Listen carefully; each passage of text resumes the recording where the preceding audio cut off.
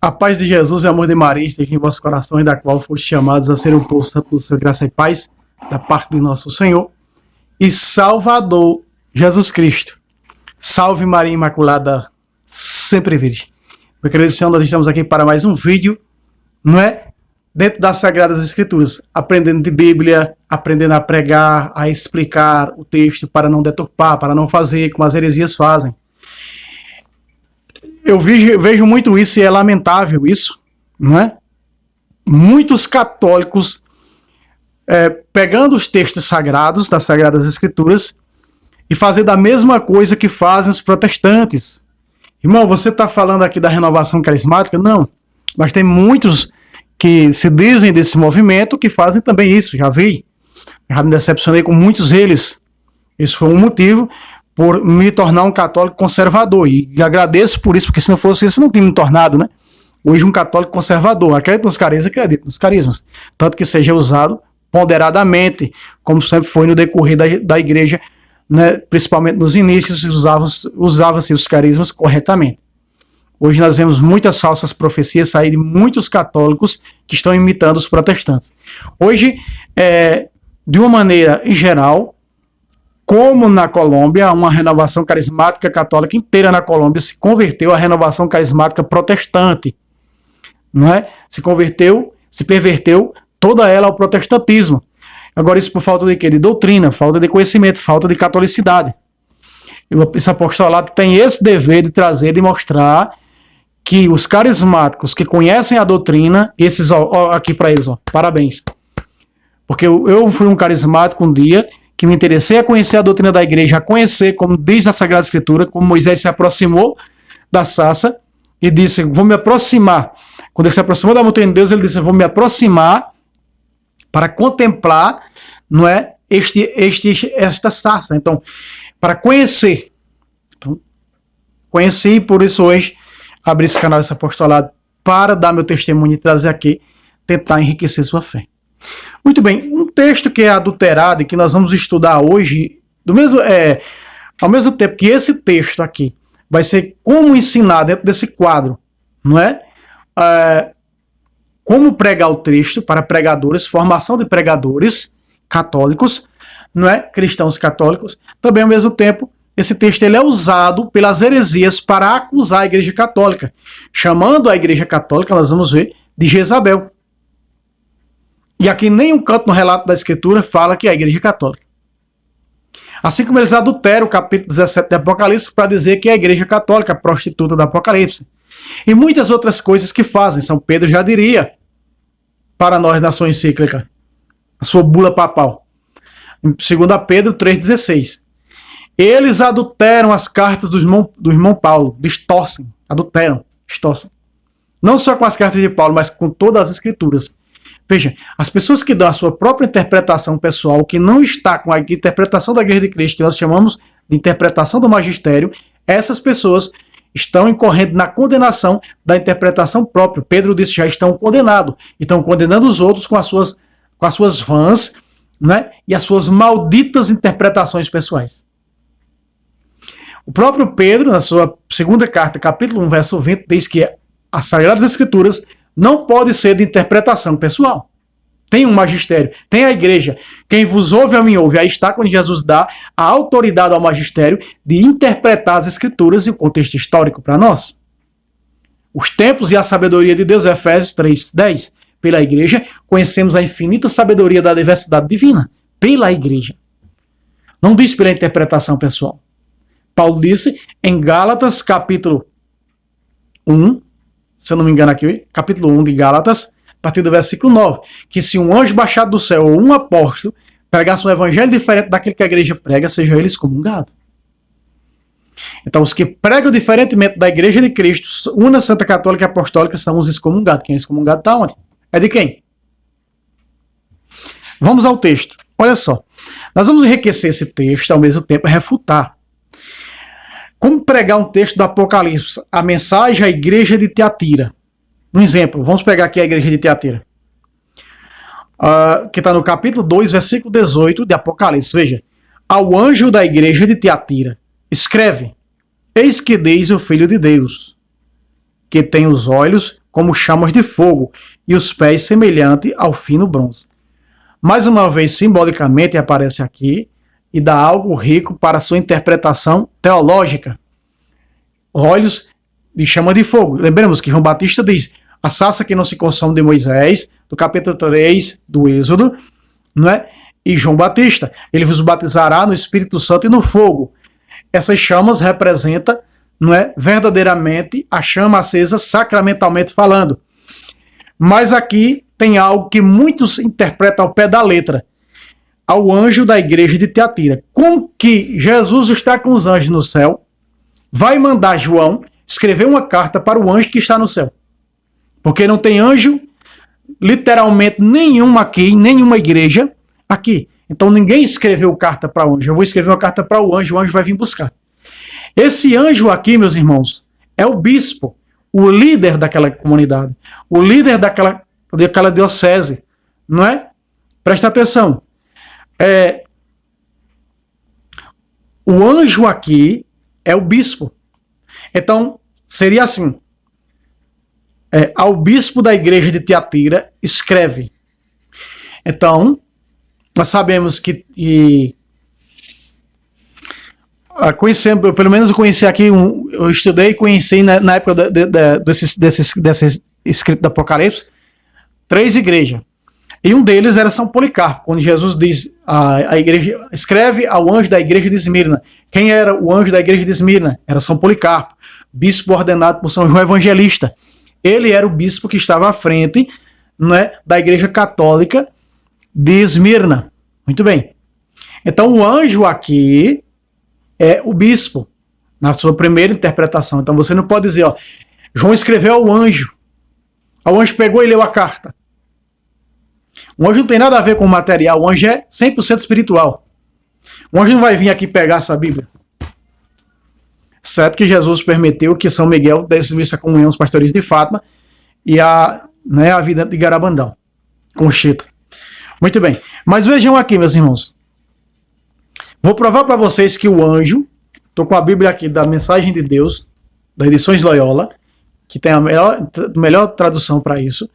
Eu vou provar para você que o anjo aqui é sim o bispo. Malaquias, capítulo 2, versículo 7. Malaquias, na Bíblia, Mensagem de Deus, está perfeito esse versículo. Malaquias, capítulo 2, verso 7. Diz assim: pois os lábios do sacerdote, os lábios de quem? Do sacerdote. O papa, ele é o quê? Um padre. O bispo, ele é o quê? Um padre. Veja que o Papa, ele é o bispo de Roma, mas ele é chamado de Santo Padre. Olha, Santo Padre, o Papa, padre quer dizer pai. Então veja,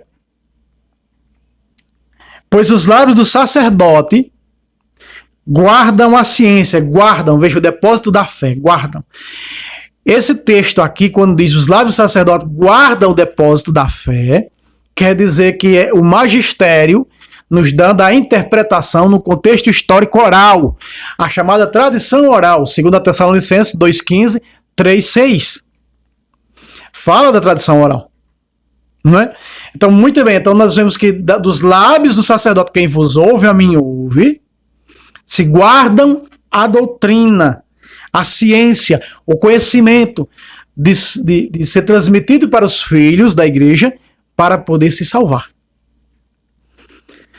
Veja, guarda a ciência e a doutrina que se busca em sua boca. Aonde está a doutrina verdadeira? Só há uma doutrina. Efésios 4:3 e verso 4. Só há uma doutrina. Só há uma só igreja, uma só fé, um só batismo, um só Senhor.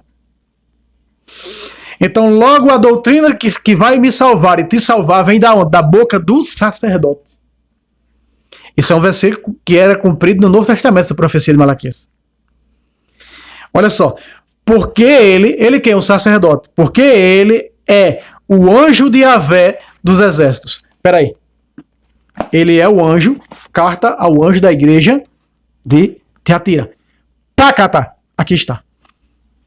Meu querido irmão, eu mostrei para você na Bíblia Sagrada, até refutando aqui, mostrando para você, refutando as heresias, que dizem que o anjo aqui não é o sacerdote, não é o bispo. Mentira, é sim o bispo.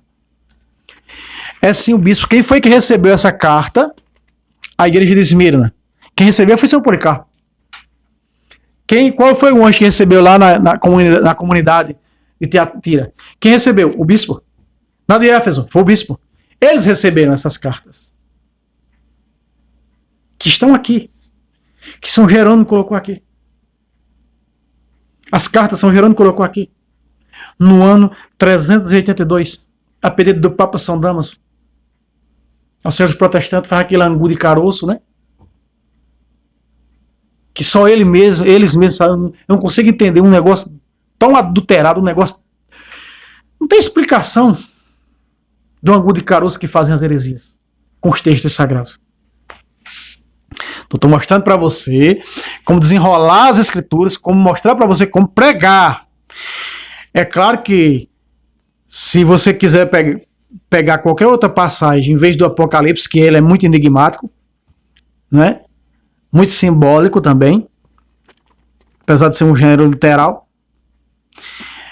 Se você quiser pregar outra passagem da escritura, né, os evangelhos são os mais fáceis que tem de pregar, as cartas paulinas, do que o Apocalipse, né?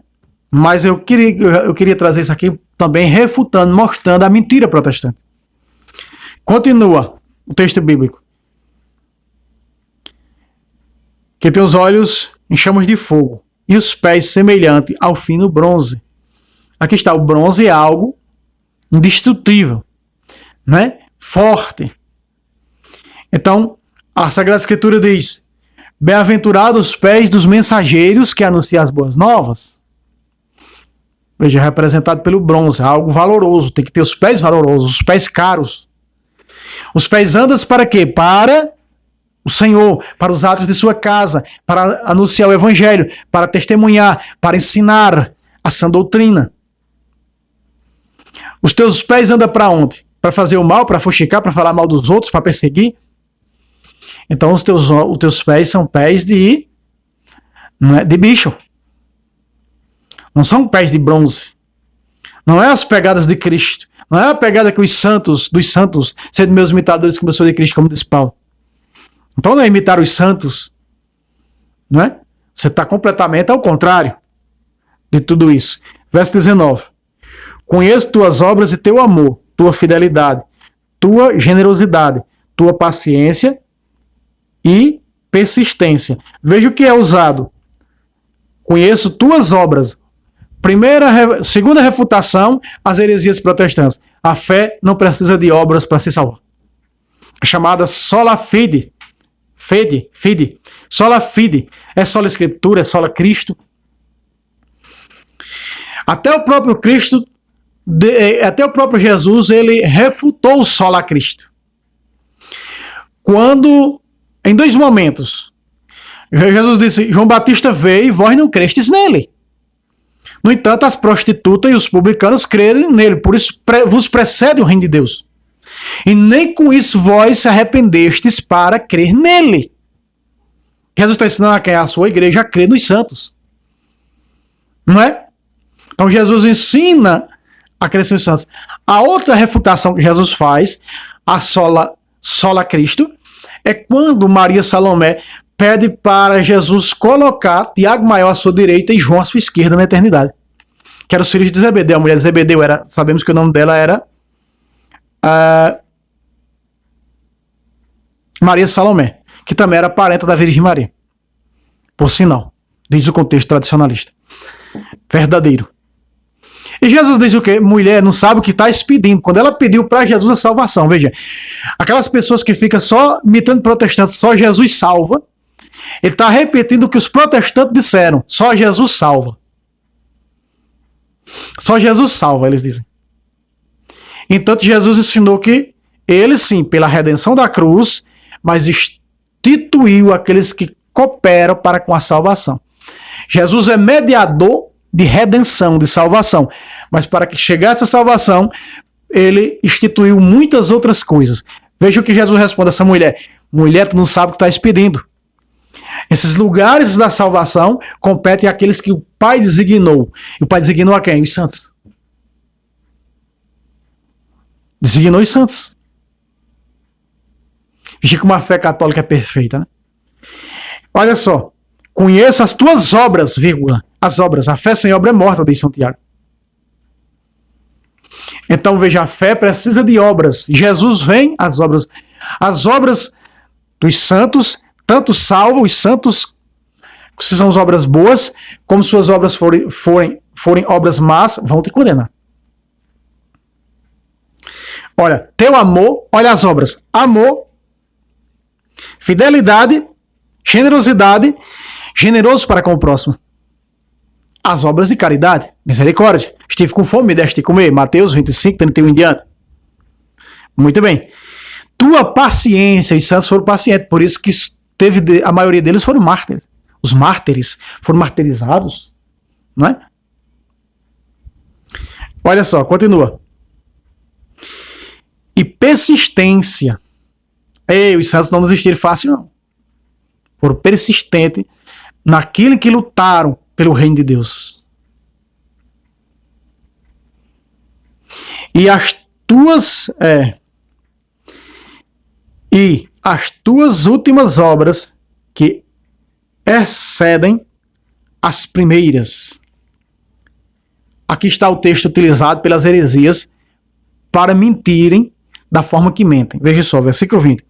Mas tenho contra ti que permites a Jezabel, mulher que se diz profetiza, seduzir meus servos e ensinar-lhes a praticar imundícies e comer carne imolada aos ídolos. Veja, o contexto histórico aqui diz que em Tiatira tinha uma profetisa que estava desviando, como Jezabel e Acabe fazia, não é? Desviava o povo de Israel para adorar o seu Deus. Nós conhecemos aquela história de Arias, né, que destrói ali, se não estou enganado, 450 sacerdotes de Baal. Então essa mulher, ela deturpava o caminho da verdade. Ela mentia contra o caminho da verdade, como faz os senhores protestantes. Como que isso aqui é a Igreja Católica? Se eles estavam, essa mulher, atrapalhando a fé católica. As narrações das Bíblias, de algumas Bíblias, eu fui estudar esse contexto aqui, muitas coisas, tem muitas interpretações sobre isso aqui. Por que cita Jezabel? Porque Jezabel desviava o povo da verdade, do verdadeiro Deus. E aqui, né, os falsos profetas de Tiatira estavam perturbando os cristãos católicos. Onde é que aparece aqui católico? Em algum lugar que essa mulher é católica, representa a Igreja Católica. Essa mulher simbolicamente prefigura o protestantismo de hoje, que desvirtua os católicos da verdadeira fé, levando em suas costas o pecado mortal de apostasia. Essa mulher aqui representa os protestantes de hoje. Ela representa os protestantes de hoje, as heresias atuais. Esse é o contexto verdadeiro. Veja, para a sua imundície, para a mentira, para as suas falsas doutrinas.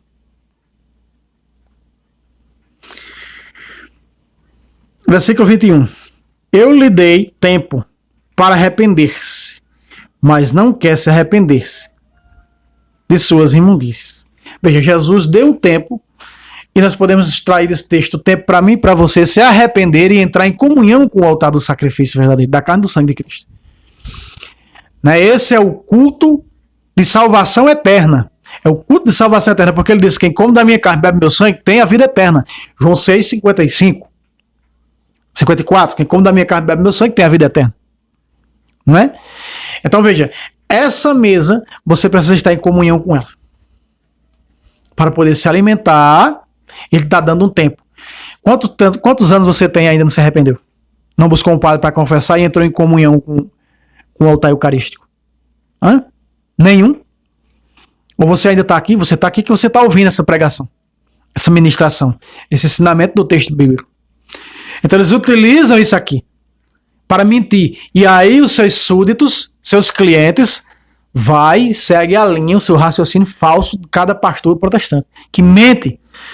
Quando abre a boca para respirar, já está mentindo. Todas as heresias anticrísticas, filhas de Lutero. Então Deus está dando um tempo, Jesus está dando um tempo para que você se converta e chegue até a igreja verdadeira. Sai daí, filho meu, da Babilônia protestante e se converte à igreja verdadeira de Cristo. Como eu, minha esposa e tantos outros estão vindo, louvado seja Deus por isso. Versículo 22. Desta vez a lançarei num leito, e com ela os cúmplices de seus adultérios, para aí sofrerem muito, se não se arrependerem das suas obras. Olha aí, esse leito aqui simbolicamente representa o inferno. Se não se arrependerem de suas obras, serão castigados para a condenação eterna. Tem um tempo para se arrependerem, para não morrer nas heresias, para saírem do erro, para saírem das falsas doutrinas e conhecer a doutrina verdadeira, para que assim possam se salvar. Esse texto aqui, ensinando um pouco como pregar esse texto, mas mais ainda desenrolando a mentira, que eles usam esse texto, eles utilizam esse texto para mentir contra a Igreja Católica. O ênfase maior era apresentar que o anjo aqui, esse anjo aqui é o bispo, é aquele que está à frente da igreja católica de tais comunidades. Comunidade de Éfeso, comunidade de Tiatira, de Esmirna, não é? De Filadélfia, e por diante as 7, né? As 7 comunidades. Protestantes usam aqui para dizer que são 7 igrejas diferentes. Já vi também protestantes dizer mentira. Veja, ao anjo da igreja de Tiatira, ao anjo da igreja de Sardes. Onde é que apresenta aqui 7 igrejas? É a mesma igreja, em 7 cidades diferentes. Em 7 lugares diferentes. A mesma igreja. Entende? Então São João está escrevendo essa carta à igreja de Esmirna, ao anjo da igreja de Esmirna. E quem era o anjo da igreja de Esmirna que foi entregue a ele? São Policarpo. Então a carta foi entregue a São Policarpo, chamado pelo Apocalipse de anjo. Veja, os anjos do Senhor na terra são os bispos, os padres. Você está compreendendo, meu amado? Minha amada? O texto interpretativo verdadeiro da coisa? Então, se você entendeu, louvado seja Deus por isso, dê o like, se inscreva nesse canal, compartilhe para seus grupos, né? Aqui embaixo está o Pix para você ajudar a manter essa obra de evangelização, esse apostolado. Deus abençoe você e até o próximo vídeo, se Deus quiser. Salve Roma, salve Maria Imaculada, sempre virgem. Deus abençoe a todos.